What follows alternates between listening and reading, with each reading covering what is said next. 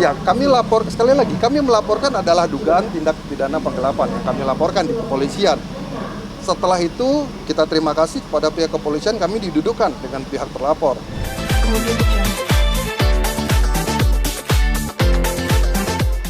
Gimana sih Bang? Oke, kami datang ke pengadilan ini untuk mengecek karena udah rame di berita, tapi undangan pemberitahuan atau relasinya belum datang ke tempat klien kami, ke tempatnya Tamara. Cuman yang kita lihat bahwa penggugat ini Richard Blazensky atau Rick, R-I-C-K ya, Rick Blazensky.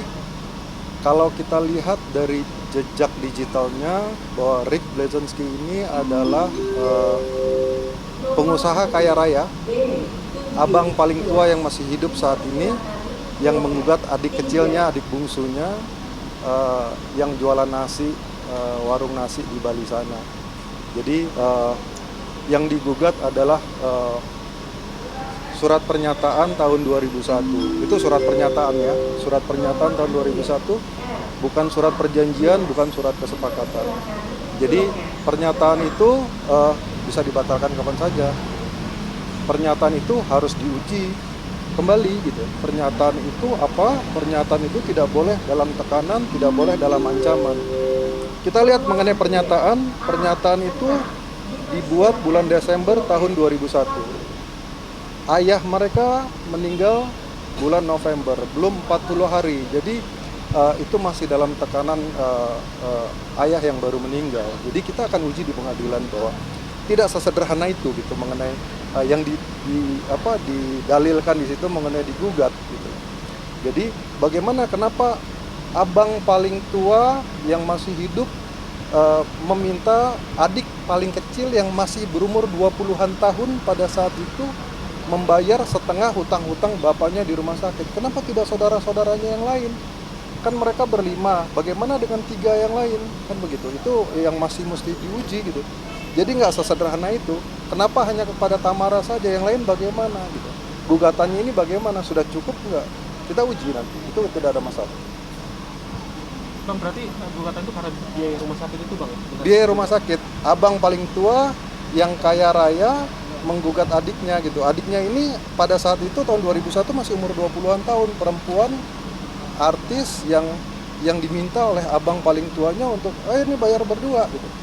Kan harusnya nggak begitu. Dan sekali lagi, ini bukan surat perjanjian, ini bukan surat kesepakatan.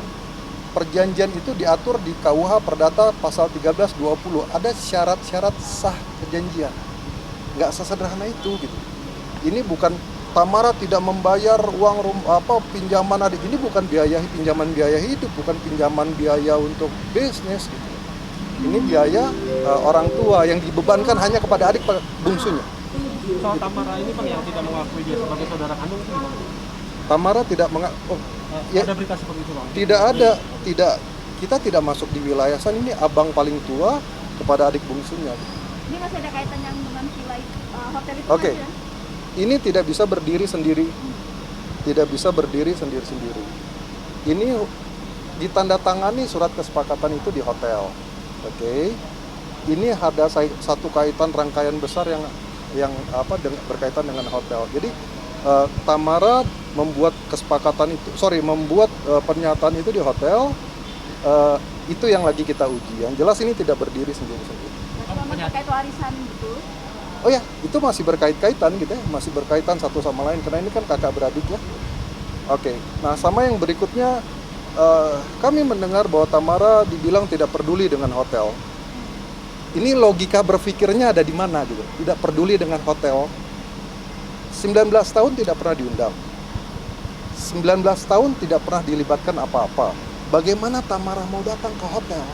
Seperti kita memiliki satu perusahaan, TBK, bisa nggak hanya dengan kita datang setiap hari kepada perusahaan tersebut? Tamara juga ada aturan yang mengatur, namanya Undang-Undang Nomor 40 Tahun 2007 tentang PT Perseroan Terbatas. Undang-undang itu pasal 82 ayat 2 mengatur apa? Mengatur untuk Tamara harus diundang secara patut, Tamara harus dilibatkan secara aturan-aturan. Itu namanya imperatif. Keharusan. Ada kaidah-kaidah perusahaan mengelolanya itu diatur sama undang-undang.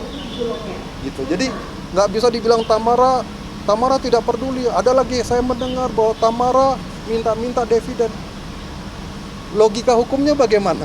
Minta dividen, diundang aja enggak kok. Lu bagaimana mau minta? Apa kendaraan, ranah apa untuk meminta dividen? Diundang aja enggak. Suatu hari Tamara didatangi di rumah untuk diminta tanda tangan surat hutang. Disinilah persoalannya. Tapi ini Cipanas itu milik Tamara ya, secara akta ya? Milik Tamara secara waris. Secara Ya. Bicara mengenai akta 1, saya menghimbau penggugat untuk mari kita duduk di dalam mediasi nanti. Duduk, dan mediasi ini sebaiknya, kami himbau, sebaiknya dihadiri oleh prinsipal. Klien kami sudah konfirmasi bahwa mediasi nanti akan hadir. Tamara akan hadir. Nah, kami minta prinsipalnya juga hadir, bukan hanya diwakili oleh kuasa hukumnya saja. Untuk apa? Kalau mediasi ini deadlock, apa yang kami lakukan? Kami akan mencadangkan upaya hukum baru. 2 upaya hukum baru.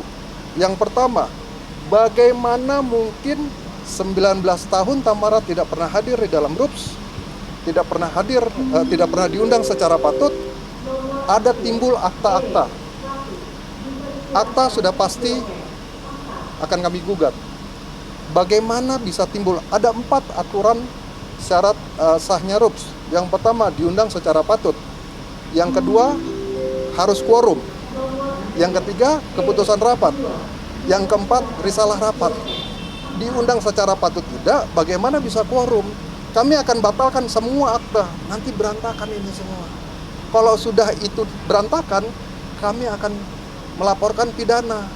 Dugaan pemalsuan. Berantakan. Mari kita duduk, bicara, lupakan bisnis, kita bicarakan duduk dengan hati yang tenang, dengan kondisi yang baik. Kenapa? Energi kami sangat low.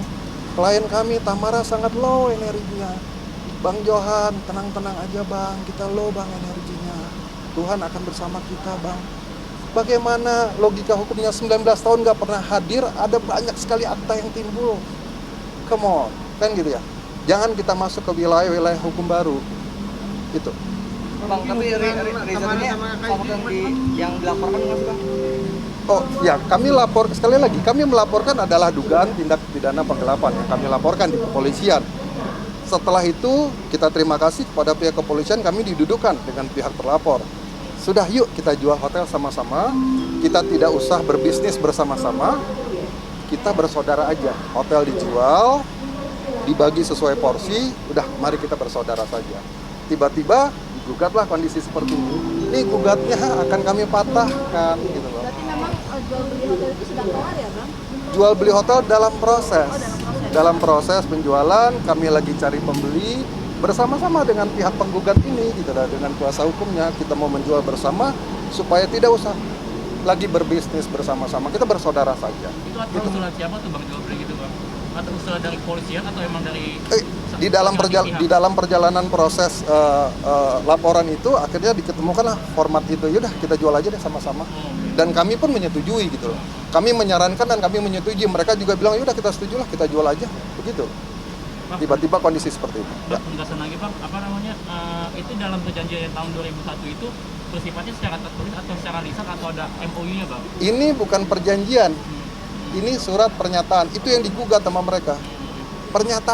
Pernyataan ini jurisprudensi Mahkamah Agung tahun 1988. Ini tidak bisa dijadikan alat bukti apabila tidak ada perikatan setelahnya. Come on, ayo kita duduk bicara. Sekali lagi, kami ngajak bicara di mediasi nanti, karena hukum acara peradilan mengatur bahwa mediasi adalah salah satu acara yang harus dilalui untuk kita fight.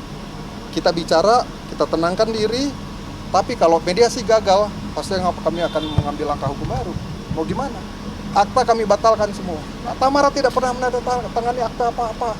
Silahkan tanya kepada ahli-ahli kenotariatan. Silahkan teman-teman media tanya. Apabila tidak pernah diundang secara patut, mereka akan bilang, oh kami mengundang. Pernah mereka mengundang 3 kali di koran. Tidak begitu caranya. Undang 3 kali di koran. Kok giliran mau nanda tangan surat utang datang ke depan rumah, giliran ngundang 3 kali di koran. Ada 19 tahun ya, 19 kali harus diundang. Bicara laporan keuangan perusahaan ini rugi, ribut-ribut apa. Cara membaca laporan keuangan, buka 1 tahun, tutup 1 tahun. Buka 1 tahun, tutup 1 tahun. Jadi kalau 10 tahun, ada perusahaan 6 kali untung, 4 kali rugi, tidak bisa dibilang secara keseluruhan perusahaan rugi. Tidak bisa. Untung rugi itu harus dibicarakan setiap tahunnya. Oh ini rugi, kita apa ya? Yaudah kita ngutang deh, pinjam uang ke bank.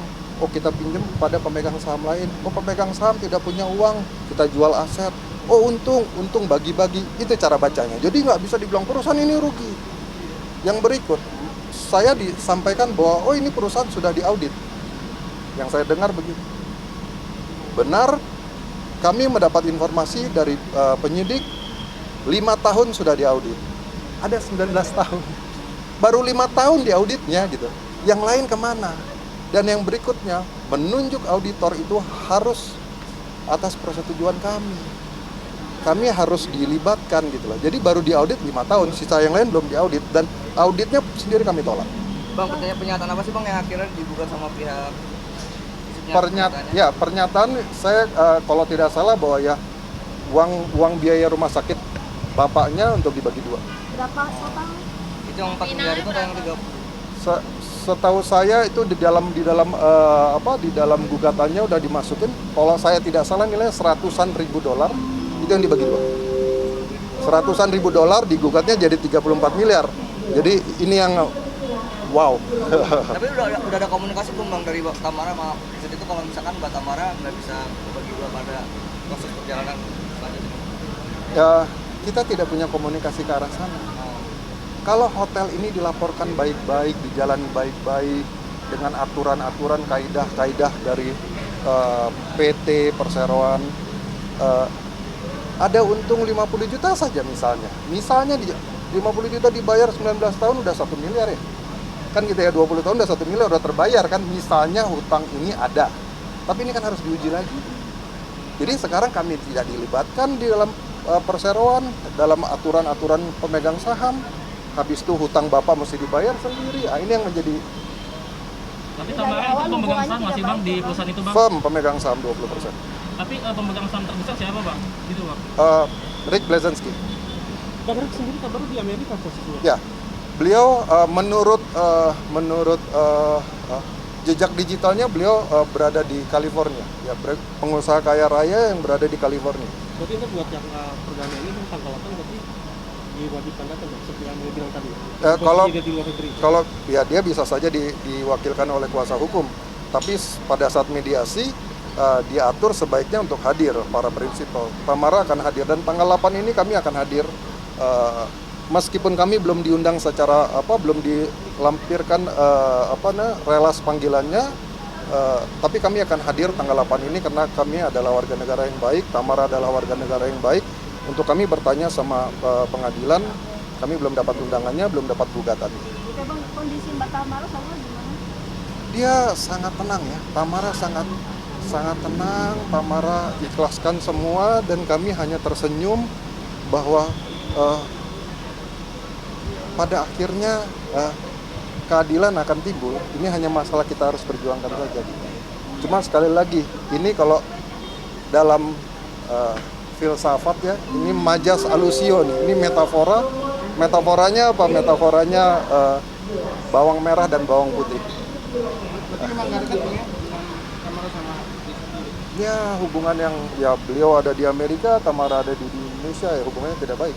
Kalau dalam sisi keluarga, berarti si Rizal ini kakak angkat kah atau kakak seperti apa? Ya, satu bapak. Satu bapak. Ya. Oh, beda-beda ibu berarti? Ya, betul, beda ibu, satu bapak. Ya. Baik, terima kasih ya, terima kasih.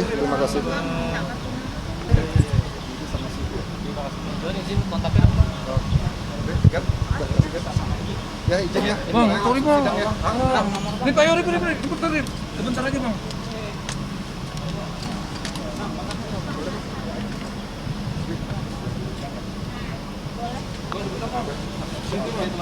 Memanjakan editor.